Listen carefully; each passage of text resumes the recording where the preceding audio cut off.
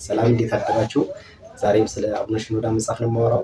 ማመን ከቅንነት ወይም ከልበ ንጽህና የሚመጣ ነው። አለማመን ውስጥ እግዚአብሔርን መጥላት አለ። መጠራጠር ውስጥ እግዚአብሔርን መጥላት አለ።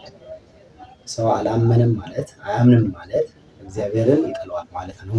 እሳቸው የሚሉት የማያምን ሰው ልቡ የተበከለ ነው። ኃጢአት የማይሰራ የለም።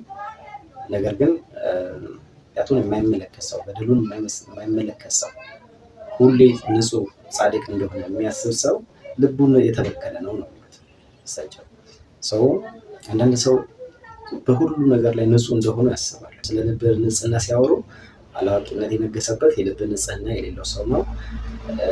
በድንቁርና የነገሰበት ሰው የልብ ንጽህና የሌለው ሰው ነው። በራሱ የሚመጻደቅ ራሱን የሚያጸድቅ እኔ ንጹህ ነኝ እኔ ጻድቅ ነኝ ብሎ የሚያስብ ልቡ ንጹህ ያልሆነ ሰው ነው። ኃጢአቱን በደሉን የማይመለከት ሰው፣ ሁሌም ክፍተቱን ኃጢአቱን የማይመለከት ሰው ልቡ የተበከለ ወይም ልቡ ንጹህ ያልሆነ ሰው ነው።